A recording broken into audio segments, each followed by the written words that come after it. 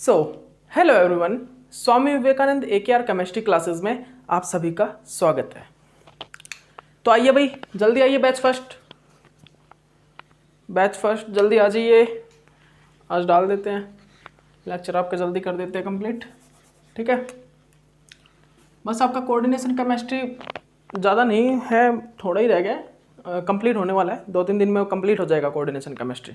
ठीक है, 2-3 दिन लेंगे या फिर जल्दी कर देंगे, वो देखते हैं टॉपिक। लेकिन आगे वाले जो टॉपिक है वो इंपॉर्टेंट है, थोड़े रिएक्शन मैकेनिज्म वगैरह, तो वो इंपॉर्टेंट होने के कारण ये है कि थोड़ा आपको स्लो ही कराएं, अच्छे से समझ में आए तो ही बेटर है। क्योंकि उन टॉपिक से क्वेश्चन आते हैं जो CSI, NET, JRF, GATE, TIFR, वहाँ से ही क्वेश्चन पूछे जाते हैं।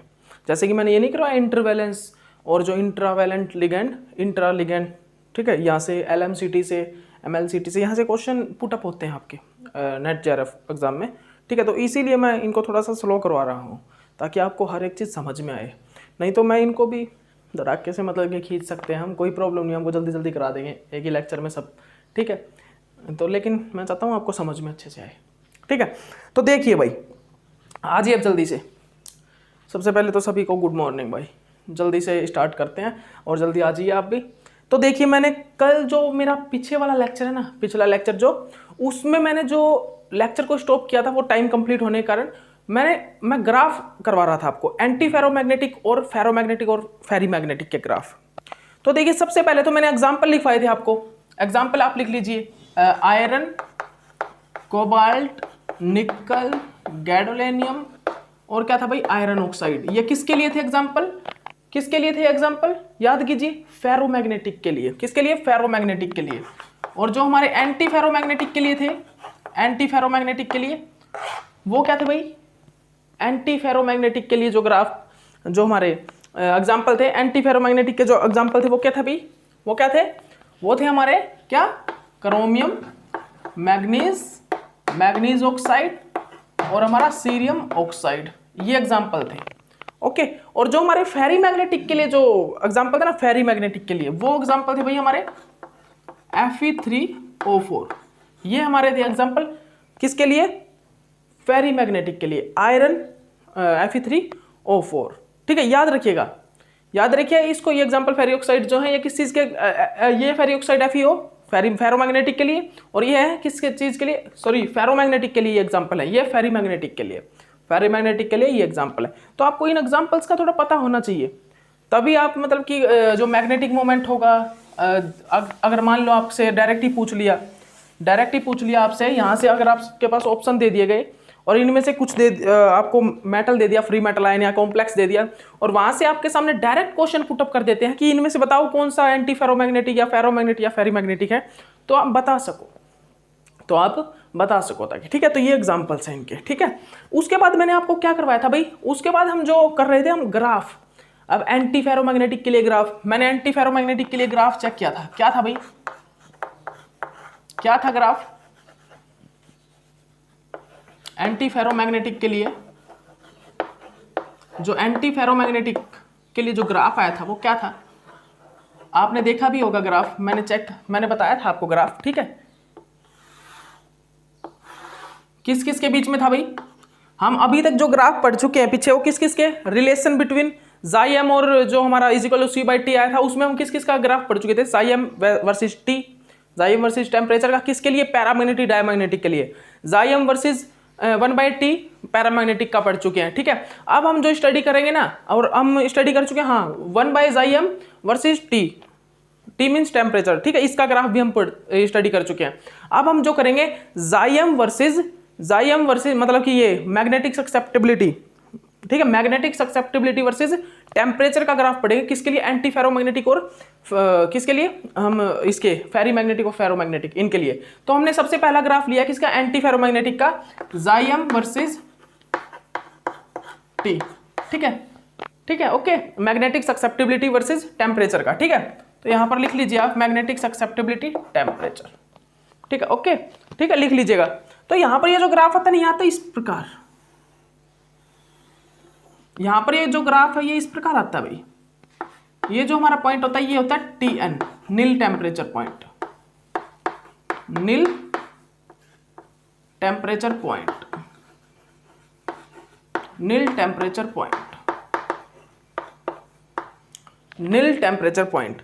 ये जो हमारा ग्राफ है ये क्या होता है भाई, ये होता है नील टेम्परेचर पॉइंट। अब ये देखिए आप समझिएगा, नील टेम्परेचर पॉइंट में क्या है, इस ग्राफ में क्या है एंटी फेरोमैग्नेटिक में, कि ग्राफ है ना जो मैग्नेटिक ससेप्टिबिलिटी और टेम्परेचर थोड़ा थोड़ा इंक्रीज होगा इस पॉइंट पे, जैसे इस पॉइंट पे चला जाएगा नील टेम्परेचर पॉइंट पे, फिर उसके बाद जो ग्राफ डिक्रीज होगा ना वो बिल्कुल पैरामैग्नेटिक नेचर की तरह, जो पैरामैग्नेटिक का करवाया था ना जाइम वर्सेस टेम्परेचर में, जाइम वर्सेस टेम्परेचर में जो पैरामैग्नेटिक का करवाया था ना बिल्कुल सेम उसी की तरह एक करवाएगा नील टेम्परेचर पॉइंट के बाद। जब हमारा जो एंटी फेरोमैग्नेटिक नेचर का जो कॉम्प्लेक्स होगा उसमें जब हमारा नील टेम्परेचर पॉइंट पे हम पहुंच जाएंगे। और आप एक चीज बताइए, नील टेम्परेचर पॉइंट पे एंटी फेरोमैग्नेटिक कॉम्प्लेक्स या मेटल आयन कैसे शो करने लग जाएगा अपना बिहेवियर, पैरामैग्नेटिक की तरह, पैरामैग्नेटिक की तरह। ठीक है, ये मैं करवा चुका हूँ, ठीक है, 1/Zm वर्सेस T में आपको करवा चुका हूँ ग्राफ में। ओके, तो इस नील पॉइंट से जो ग्राफ डिक्रीज होगा ना वो बिल्कुल पैरामैग्नेटिक कर्व की तरह होगा जाइम वर्सेस T में। ठीक है, ये कैसा होगा भाई, जो हमने किस में किया था भाई, क्यूरी ला में क्या किया था भाई, हमने जो हमारा क्यूरी ला था उसमें स्टडी किया था क्या, क्यूरी ला में हमने क्या स्टडी किया था, हमने क्यूरी ला के अंदर क्या स्टडी किया था भाई, पैरामैग्नेटिक कर्व, जाइम वर्सेस जो टी का कौन सा पैरामैग्नेटिक कर्व चेक किया था, पैरामैग्नेटिक, जो हमने पैरामैग्नेटिक कर्व देखा था ना उसकी तरह ही ये डिक्रीज होगा। उसके बाद आइए नेक्स्ट, आइए नेक्स्ट जो ग्राफ होगा वो किस चीज का होगा, देखिएगा ध्यान से देखिएगा, वो है भाई फेरोमैग्नेटिक और एंटी फेरोमैग्नेटिक के लिए, फेरोमैग्नेटिक और एंटी फेरोमैग्नेटिक के लिए, किस चीज के लिए भाई, फेरोमैग्नेटिक और फेरीमैग्नेटिक के लिए, या फिर एक कोमा लगा लीजिए, फेरोमैग्नेटिक एंड जो हमारा एंटी फेरी मैग्नेटिक के लिए ग्राफ है इसका। ठीक है, magnetic susceptibility versus temperature T, magnetic susceptibility versus temperature T के लिए। ठीक है, अब इसमें ग्राफ जो आएगा वो कैसा आएगा अभी देखिएगा ध्यान से, देखिएगा ध्यान से इस ग्राफ को देखिएगा ध्यान से, मैग्नेटिक ससेप्टिबिलिटी वर्सेस T। ठीक है, ये ग्राफ है। ओके, इस ग्राफ में अब देखिएगा आप ध्यान से क्या होगा, जो आपने एक ग्राफ किया था सिग्मोइडल पीएच का, मैंने बायो ऑर्गेनिक में करवाया था, ये वैसा ही होगा उस टाइप से, लेकिन ये बस वो ग्राफ तो इस प्रकार था। ठीक है, वो ग्राफ तो इस प्रकार था, लेकिन ये मैग्नेटिक ससेप्टिबिलिटी से ऊपर से इसकी लाइन आएगी, ऊपर से लाइन आएगी, ये डिक्रीज होता हुआ आएगा इस प्रकार, ये इस प्रकार आएगा, इस प्रकार। ठीक है, ओके, दिख गया ना आपको, ये कर्व जो आएगा वो इस प्रकार फॉर्म होगा। ठीक है, ओके, ये देखिए इस प्रकार। ठीक है, तो अब इसमें देखिए, इसमें एक टीसी पॉइंट आएगा, ये वाला टीसी पॉइंट, इसको भी मैं क्या बोलता हूं, इस पॉइंट को जब टेम्परेचर यहां पर आ जाता है ना, इस पॉइंट पर जब टेम्परेचर इस पॉइंट तक आ जाता है हमारा इस पर, तो इसको बोलता हूं मैं क्यूरी टेम्परेचर। क्या भाई, क्यूरी टेम्परेचर, इसको मैं बोलता हूं क्यूरी टेम्परेचर। और क्यूरी टेम्परेचर के बाद बेशक से आप इस क्यूरी टेम्परेचर को यहां पे टिक कर लीजिए, इस क्यूरी टेम्परेचर को आप यहां पे टिक कर लीजिए, यहां पर। ठीक है, यह है क्यूरी टेम्परेचर। ठीक है, ओके, इसके बाद मैं यहां पर क्या देखता हूं, क्यूरी टेम्परेचर से, क्यूरी टेम्परेचर के बाद जो कर्व होता है ना, क्यूरी टेम्परेचर के बाद जो कर्व होता है वो बिल्कुल पैरामैग्नेटिक जाइम वर्सेस T में जो हमने पढ़ा था वो बिल्कुल उसकी तरह ही होता है। क्या, जाइम मतलब कि हमारा मैग्नेटिक ससेप्टिबिलिटी वर्सेस टेम्परेचर का जो हमने पैरामैग्नेटिक का ग्राफ स्टडी किया था ना, पैरामैग्नेटिक का, बिल्कुल वैसा ग्राफ का मतलब कि टीसी पॉइंट के बाद वैसा ही कर्व आता है। टीसी क्यूरी टेम्परेचर, जहां पर फेरीमैग्नेटिक और एंटी फेरोमैग्नेटिक पैरामैग्नेटिक का नेचर शो करते हैं। अब मैंने आपको बताया क्यों आ रहा है पैरामैग्नेटिक का कर्व, पैरामैग्नेटिक जैसा कर्व क्यों आ रहा है मैं बता चुका हूं आपको भाई, क्योंकि नील टेम्परेचर और क्यूरी टेम्परेचर पर जब हमारा जो कॉम्प्लेक्स है उसको हम इस टेम्परेचर पे ले जाते हैं ना, मेटल आयनाइड कॉम्प्लेक्स, किस पर, नील टेम्परेचर पर या क्यूरी टेम्परेचर पर। अगर एंटी फेरोमैग्नेटिक नेचर का हमारे पास कोई कॉम्प्लेक्स है, कोई मेटल है, फ्री मेटल, और उसको हम नील टेम्परेचर तक ले गए तो वो पैरामैग्नेटिक नेचर का बिहेव शो करने लग जाता है। इसी कारण वो नील टेम्परेचर के बाद, नील टेम्परेचर पॉइंट के बाद वो पैरामैग्नेटिक कर्व को शो करता है, क्योंकि वो पैरामैग्नेटिक नेचर शो कर रहा है भाई, पैरामैग्नेटिक का बिहेव शो कर रहा है, इसीलिए वो कर्व जो है पैरामैग्नेटिक नेचर का, पैरामैग्नेटिक कर्व देने लग जाता है। इसी प्रकार यहां पर जब हम हमारे कॉम्प्लेक्स मेटल आयन को टीसी क्यूरी टेम्परेचर तक, क्यूरी टेम्परेचर पॉइंट तक ले जाते हैं तो वहां पर फेरीमैग्नेटिक और फेरोमैग्नेटिक नेचर जो होता है वो पैरामैग्नेटिक बिहेव शो करने लग जाता है। इसी कारण यहां पर टीसी क्यूरी टेम्परेचर के बाद जो कर्व आता है वो पैरामैग्नेटिक कर्व आता है जाइम वर्सेस टी के लिए, क्योंकि ग्राफ तो हम जाइम जो मैग्नेटिक ससेप्टेबिलिटी और टेम्परेचर के लिए ही स्टडी कर रहे हैं ना, तो बिल्कुल ग्राफ जो कर्व आएगा टीसी पॉइंट के बाद वो इसमें इसी प्रकार आएगा, पैरामैग्नेटिक कर्व की तरह। ठीक है, ओके। अब आइए आगे। अब जो मैं करवाने जा रहा हूं ना भाई, उसको आप क्या करना, उसको आप बेशक से डाल लो, वैसे तो इस पूरे कंप्लीट टॉपिक को ही डाल लो आप नोट डाल के कि मोस्ट इंपॉर्टेंट टॉपिक है, लेकिन जो अब मैं करवाने जा रहा हूं ना आपको टॉपिक, वो तो भाई आपको नंबर दिलाएगा ही दिलाएगा, फाइनल है, मैं ये बोल रहा हूं पहले ही, वो आपको नंबर दिलाएगा, पक्का दिलाएगा। ये टॉपिक यहां से हम क्या करेंगे, अभी मैंने आपको पीछे बताया ना, डायरेक्ट हम मेजरमेंट नहीं कर सकते मैग्नेटिक मोमेंट की, तो वो फॉर्मूला मैंने बताया आपको, क्या बताया था मैंने, डायरेक्ट नहीं कर सकते, लेकिन फिर क्या आया था हमारा मैग्नेटिक मोमेंट 2.84 जाइम टी का हाफ, यही आया था ना बोर्स मैग्नेटन। और इसका फॉर्मूला क्या आया था, ये आया था भाई हमारा, क्या आया था भाई, ये एन स्क्वायर डिवाइड बाय, यही आया था क्या, नहीं ये नहीं आया था, ये आया था भाई हमारा 3RT जाइम डिवाइडेड बाय एन स्क्वायर, ये था। ठीक है, बोर्स मैग्नेटॉन ये था भाई फॉर्मूला, यही था ना, ये आया था हमारा। ठीक है, तो अब आपको क्या देखना था, यहाँ पर क्या चेक करना था भाई, कि यहाँ पर जो 3R divided by N square किसके इक्वल था, 2.84 के। तो हमने ये कब निकाला था, हमने जब बताया आपको कि हम डायरेक्ट कैलकुलेट नहीं कर सकते, तो हमने इस टर्म से कैलकुलेट किया था। ठीक है, इस टर्म से। ठीक है, यहाँ पर H एक्सटर्नल मैग्नेटिक फील्ड और ये जाई जो है ये मैग्नेटिक ससेप्टेबिलिटी था, जाइम मैग्नेटिक ससेप्टेबिलिटी। ठीक है, तो हमने इसके थ्रू, मैग्नेटिक ससेप्टेबिलिटी के थ्रू क्या किया, हमने कैलकुलेट किया किस चीज को, मैग्नेटिक फील्ड को। ध्यान देना क्या किया हमने, ध्यान देना आप, हमने क्या किया भाई, हमने मैग्नेटिक ससेप्टेबिलिटी के थ्रू क्या किया, हमने क्या किया भाई, कैलकुलेट किया किस चीज को, मैग्नेटिक मोमेंट को, म्यू को। ठीक है, लेकिन अगर हमें मैग्नेटिक मोमेंट को डायरेक्ट कैलकुलेट करना हो तो किस प्रकार कर सकते हैं भाई, कुछ फॉर्मूलाज होते हैं मैग्नेटिक मोमेंट को कैलकुलेट करने के लिए, डायरेक्ट कैलकुलेट करने के लिए। उसमें हम क्या करेंगे, म्यू इफेक्टिव को निकालेंगे, म्यू इफेक्टिव मैग्नेटिक मोमेंट को कैलकुलेट करेंगे। तो लिख लीजिए ऊपर जो टॉपिक का नाम है, अब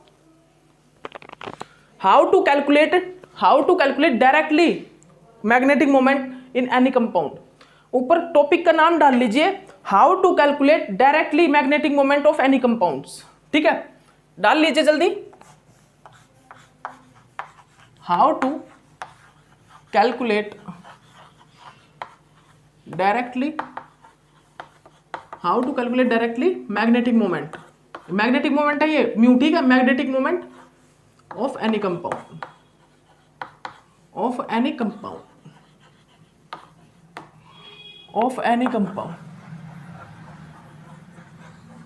हम आखिरकार किस प्रकार किसी भी कंपाउंड का मैग्नेटिक मोमेंट डायरेक्ट कैलकुलेट कर सकते हैं।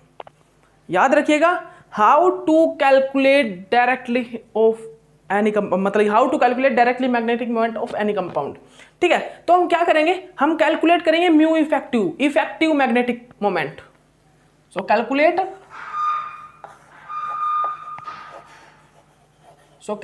Effective magnetic moment. हम क्या करेंगे भाई, इफेक्टिव मैग्नेटिक मोमेंट को कैलकुलेट करेंगे, इफेक्टिव मैग्नेटिक मोमेंट। याद रखिएगा भाई, हम किस चीज को कैलकुलेट करेंगे, हम कैलकुलेट करेंगे किस चीज को, इफेक्टिव मैग्नेटिक मोमेंट को। याद रखिएगा आप, हम डायरेक्टली किस चीज को काउंट करेंगे, हम डायरेक्टली मतलब कि मैग्नेटिक मोमेंट को कैलकुलेट करेंगे। पहले हमने एक चीज देख ली, डायरेक्टली हम कर नहीं सकते, लेकिन कुछ फॉर्मूलाज हैं उनको अप्लाई करके निकाल सकते हैं भाई। उस फॉर्मूले से नहीं कर सकते हम, mu is equal to H से, म्यू डायरेक्टली प्रोपोर्शनल एच होता है, ठीक है, लेकिन म्यू डायरेक्टली प्रोपोर्शनल एच से यहां से नहीं निकाल सकते, इसीलिए हम जाइम मैग्नेटिक ससेप्टिबिलिटी से निकाल सकते हैं, ठीक है। लेकिन कुछ एक फॉर्मूलाज हैं जिससे हम मैग्नेटिक मोमेंट को डायरेक्ट कैलकुलेट कर सकते हैं, ठीक है, और वो हमें अप्लाई करने पड़ते हैं, वो नहीं अप्लाई करेंगे तो फिर कैलकुलेट नहीं होगा। और वो तो छोड़ो, आप एग्जैक्ट मैग्नेटिक मोमेंट भी निकाल के दिखाऊंगा आपको, बिल्कुल एग्जैक्ट मैग्नेटिक। अगर आपको किसी चीज का एग्जैक्ट मैग्नेटिक मोमेंट कैलकुलेट करना है तो उसके लिए भी फॉर्मूलाज हैं, उस टाइप के आपके भी क्वेश्चन आएंगे मैग्नेटिक मोमेंट से, वो भी आपको कराऊंगा, ठीक है। ठीक है भाई, तो आपको क्या करना है, कैलकुलेट करना है effective magnetic moment, effective magnetic moment. तो उसके लिए जो फॉर्मूला होगा भाई, वो क्या होगा भाई, म्यू बार म्यू इफेक्टिव, ठीक है, म्यू इफेक्टिव। और उसके बाद क्या होगा भाई यहां पर, ठीक है, याद रखिएगा, ध्यान रखिएगा इस चीज को, म्यू इफेक्टिव क्या होगा भाई, इसके बाद लिख लीजिए आप, स्पिन ओनली प्लस बार ऑर्बिटल। अब ये एस होगा मतलब क्या है, स्पिन ऑर्बिटल मतलब स्पिन कंट्रीब्यूशन, मैग्नेटिक मोमेंट में ओनली स्पिन का कंट्रीब्यूशन हो। और एल यहाँ पर एल ये म्यू एल का मतलब क्या है, मतलब कि इस जो हमारा मैग्नेटिक मोमेंट हो उसमें ओनली ऑर्बिटल का कंट्रीब्यूशन हो। लिख लीजिए इनका मतलब, लिख लीजिए, इट मीन्स ये क्या भाई, इसका मतलब म्यू इफेक्टिव का मतलब है effective magnetic moment, effective magnetic moment, ठीक है। इसका मतलब क्या अभी, स्पिन ओनली, या फिर एक काम करिए, only spin contribution, only spin contribution with magnetic moment, only spin contribution with magnetic moment, जहां पर ओनली स्पिन का कंट्रीब्यूशन हो विद मैग्नेटिक मोमेंट में, ठीक है, ठीक है। उसके बाद क्या है भाई, म्यू बार एल, ठीक है। ये क्या है, only orbital contribution with magnetic moment, only orbital contribution, आगे सेम लाइन है, only orbital contribution with magnetic moment, जहां पर ओनली ऑर्बिटल का कंट्रीब्यूशन हो मैग्नेटिक मोमेंट में। म्यू एसओ का मतलब क्या है, म्यू बार मतलब क्या, एसओ जहां पर ओनली स्पिन का कंट्रीब्यूशन हो मैग्नेटिक मोमेंट में। एल यहां पर एल जहां पर लग गया म्यू बार में, वहां पर ओनली ऑर्बिटल का कंट्रीब्यूशन हो किसमें, मैग्नेटिक मोमेंट में। ओके, ये चीज याद रखिएगा आप, ठीक है, याद रखिएगा। अब इसको मैं रफ कर रहा हूं, ठीक है, ठीक है ना, नोट डाउन करते जाइए, ये एक हमारे डेरिवेशन बनेंगे, अभी देखते जाना आप, ठीक है। तो मैंने क्या करवाया भाई, मैंने mu effective is equal two plus, ठीक है, ये ना। अब यहां पर जो म्यू एस है वो किसके इक्वल होता है भाई, ये देख लीजिएगा, ध्यान से देखिएगा, is equal to n plus 2, ठीक है, n प्लस 2, ठीक है, n प्लस 2। और जो म्यू बार l जो होता है वो किस चीज का इक्वल होता है भाई, ये होता है l प्लस 1। और जो यहां पर जो हमारे फ्री मेटल आयन होंगे ना, फ्री मेटल आयन, क्या बोल रहा हूं मैं, जो हमारे यहां पर म्यू इफेक्टिव कैलकुलेट करते टाइम जो हमारे फ्री मेटल आयन होंगे उनमें एलएस कपलिंग और स्पिन ऑर्बिटल कपलिंग क्या होगा, स्पिन ऑर्बिटल कपलिंग वहां पर प्रेजेंट नहीं होगा। क्या, spin orbital coupling, LS coupling, याद रखिएगा, LS coupling absent with free metal ion, LS coupling absent with free metal ion.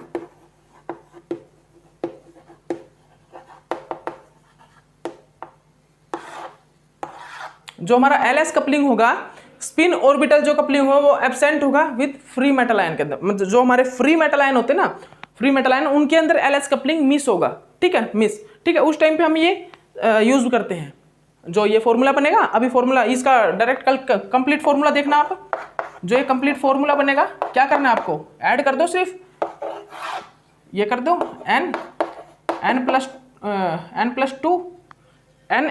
2, ठीक है, n plus 2 plus l plus 1, ठीक है। ये हमारा कंप्लीट एक फॉर्मूला बनेगा म्यू इफेक्टिव का। इफेक्टिव मैग्नेटिक मोमेंट को कैलकुलेट करने का। किस चीज को? इफेक्टिव मैग्नेटिक मोमेंट को अगर हमें कैलकुलेट करना है ना, तो ये एक हमारा फॉर्मूला निकल के आएगा, ठीक है, कंप्लीट। और यहाँ पर कई जगह पर हम देखेंगे कि जो म्यू इफेक्टिव है ना, म्यू इफेक्टिव से ज्यादा कौन सा है? Mu spin. म्यू इफेक्टिव से ग्रेटर कौन सा भाई? म्यू स्पिन ओनली होगा। उस जगह पर हम ओनली इस चीज का यूज करेंगे, ओनली इस फॉर्मूले का, ठीक है। लेकिन कई जगह पे क्या होगा? म्यू इफेक्टिव ग्रेटर होगा किस चीज से? Mu spin only say.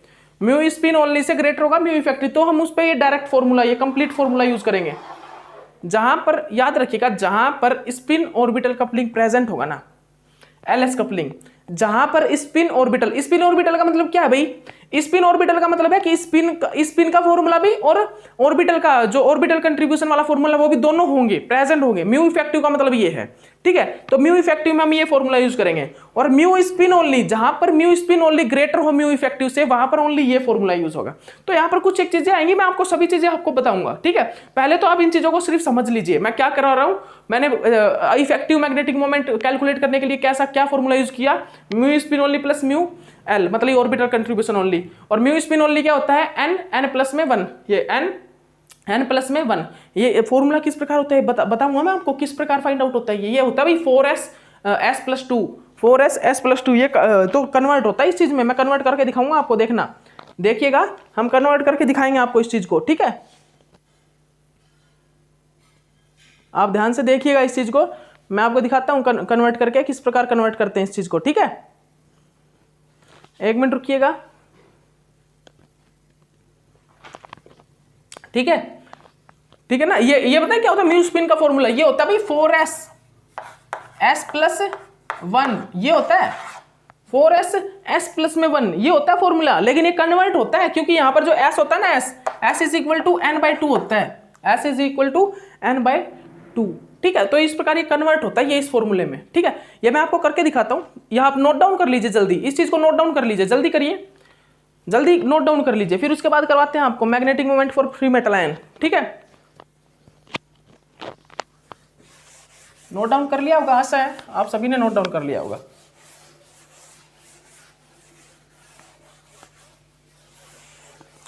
और ये लाइन थी ना, जो ये लाइन आप नोट डाउन कर लेना कि LS coupling free metal ion में एब्सेंट होता है, ठीक है।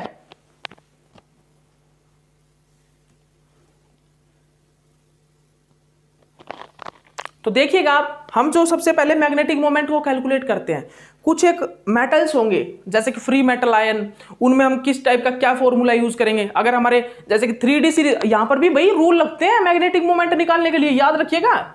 मैग्नेटिक मोमेंट को कैलकुलेट करने में रूल लगते हैं। जैसे कि हमारे 3D सीरीज के फ्री मेटल आयन है ना, तो वहां पर फॉर्मूला कुछ और लगेगा। और अगर हमारे लेंथेनोइड सीरीज के जो फॉर्मूले हैं वहां पर कुछ और फॉर्मूला लगता है, ठीक है, वहां पर कुछ और फॉर्मूला लगेगा, ठीक है। अगर हमारे एक्टिनोइड के हैं, एक्टिनोइड के कोई मेटल हैं, तो वहां पर फॉर्मूला कुछ और लगेगा। देखिएगा, आप दिखाते हैं आपको किस प्रकार magnetic moment of free metal ions, ठीक है। क्या भाई? Magnetic moment of free metal ions.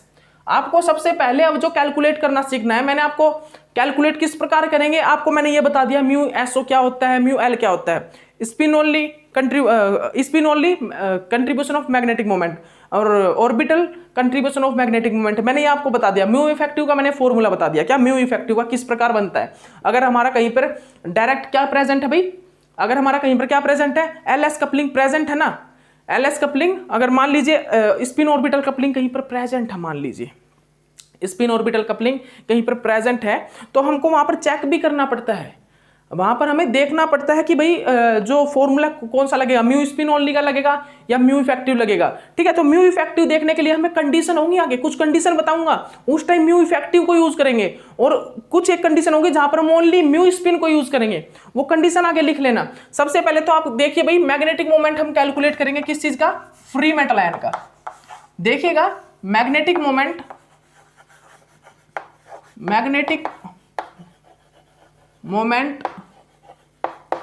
Of free metal ion,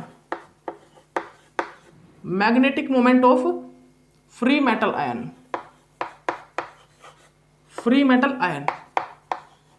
देखिएगा ध्यान से। हम सबसे पहले क्या चेक करेंगे भाई, हम सबसे पहले मैग्नेटिक मोमेंट को कैलकुलेट करेंगे किस चीज के, फ्री मेटल आयन के मैग्नेटिक मोमेंट को। ध्यान रखिएगा, हम मैग्नेटिक मोमेंट को कैलकुलेट करेंगे, किसके?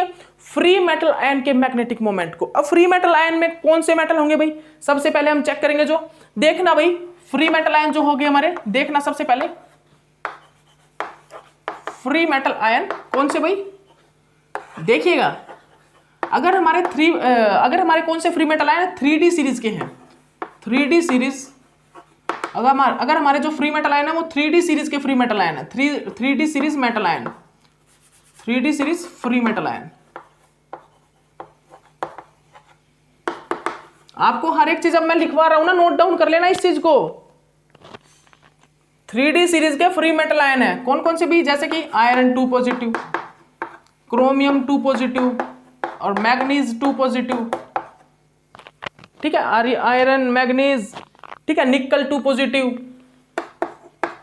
निकल 2 पॉजिटिव एंड एक्सेट्रा। किसके भाई? 3D सीरीज के अगर हमारे पास मेटल आयन है, 3D सीरीज के अगर हमारे पास मेटल आयन है, free metal ion, 3D series के फ्री मेटल आयन है 2 पॉजिटिव वाले, metal 2 positive, metal 3 positive, not matter, ठीक है। अगर हमारे पास 3D सीरीज के फ्री मेटल आयन है, मतलब कि विदाउट कॉम्प्लेक्स फॉर्मेशन, मतलब कि means without complex formation, without complex लिख लीजिए, ठीक है, मीन्स 3D सीरीज के फ्री मेटल आयन अगर हैं और उनका अगर हमें मैग्नेटिक मोमेंट कैलकुलेट करना है, अगर उनका हमें मैग्नेटिक मोमेंट कैलकुलेट करना है, तो आप एक काम कीजिएगा, आप कुछ नहीं, डायरेक्ट आप म्यू इफेक्टिव का फॉर्मूला लगा देना। आप कुछ मत करना, बता रहा हूं जो आप वो कर देना, बस म्यू इफेक्टिव का फॉर्मूला लगा देना। क्या? n+2 plus l+1। अब मैं आपको एक कैलकुलेट करके दिखाऊंगा सारे, देखिएगा आप। अब आप ये सभी चीज देखिएगा, मैं आपको सभी चीजें कैलकुलेट करके दिखाऊंगा, ये सारी चीजें मैं आपको कैलकुलेट करके दिखाऊंगा कि कहां पर म्यू इफेक्टिव यूज होगा।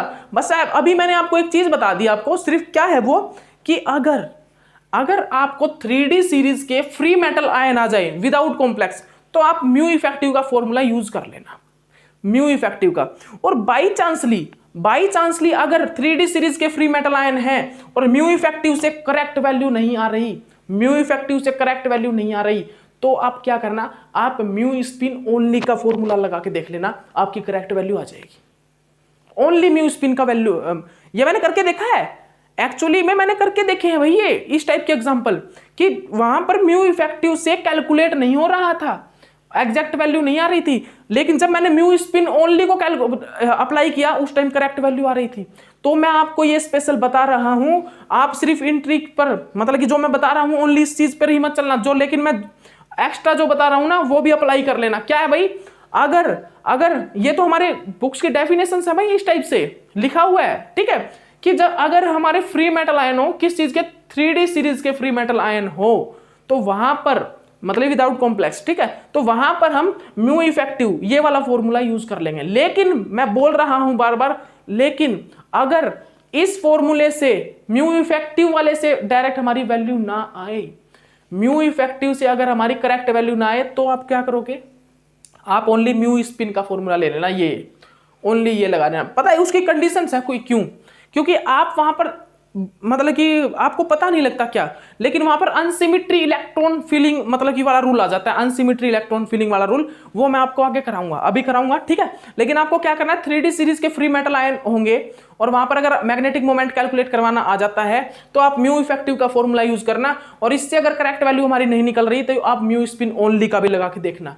उन दोनों में से एक से पक्की गारंटीड बोल रहा हूं करेक्ट वैल्यू आ जाएगी, या तो इससे आ जाएगी या उससे आ जाएगी। Mu spin only, mu spin only क्या है भाई, म्यू स्पिन ओनली आपको पता है ना, म्यू स्पिन ओनली क्या है भाई, बस ये, ठीक है, बस ये फॉर्मूला, या तो ये लगा के देखना या ये लगा के देख लेना, आपकी डायरेक्ट आपकी बिल्कुल करेक्ट वैल्यू निकल के आ जाएगी, गारंटेड, ठीक है। ओके, तो आगे आइए, अब आप आगे आइए, अगर हमारे फ्री मेटल आयन किसके हैं भाई, लैंथेनोइड सीरीज के हैं, अगर हमारे फ्री मेटल आयन है किस चीज के, लैंथेनोइड सीरीज के हैं, यहां पर डिफरेंट एक फॉर्मूला यूज हुआ, दिखाऊंगा आपको, ठीक है, एक मिनट रुकिएगा।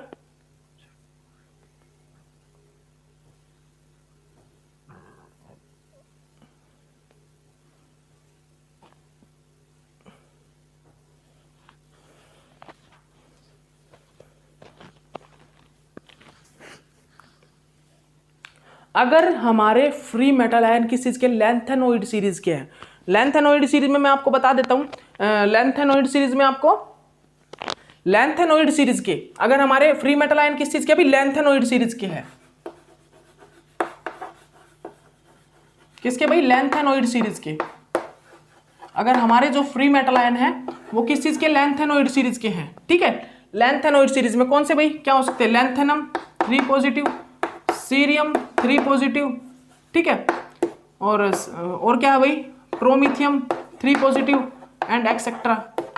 लेकिन यहां पर 2 एक्सेप्शनल केस हमारे पास आते हैं, एक्सेप्शनल, बट यहां पर 2 इस लैंथेनोइड सीरीज में, लैंथेनोइड सीरीज में और सभी मतलब लैंथेनोइड 3 पॉजिटिव वाले सभी के सभी, लेकिन एक्सेप्शनल केस है कुछ एक, सैमेरियम 3 पॉजिटिव और यूरेनियम 3 पॉजिटिव, ये एक्सेप्शनल केस है भाई,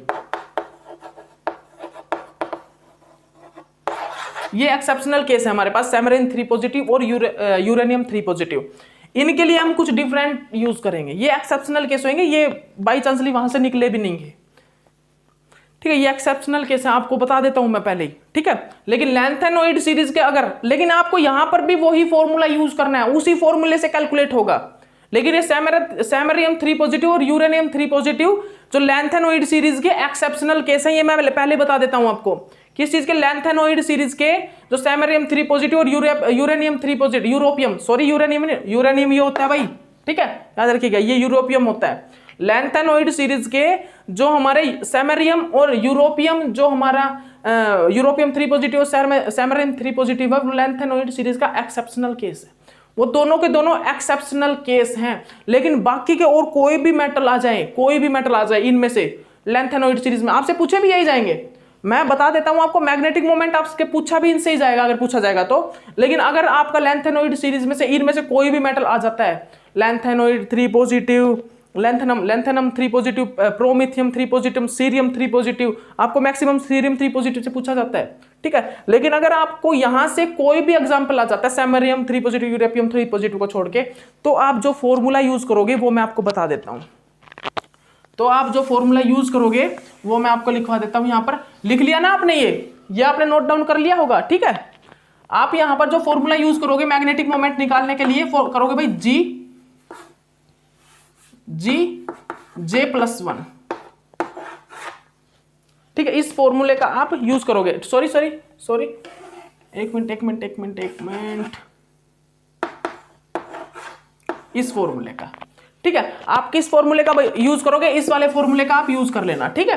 किस फॉर्मूले का, मैग्नेटिक मोमेंट निकालने के लिए किस फॉर्मूले का यूज करोगे, J+1, इस फॉर्मूले का यूज कर लेना। J आपको पता ही है क्या है, कपलिंग कांस्टेंट जो हम निकालते हैं, कपलिंग कांस्टेंट आपको L - L+S इस चीज से हम निकालते हैं J की वैल्यू।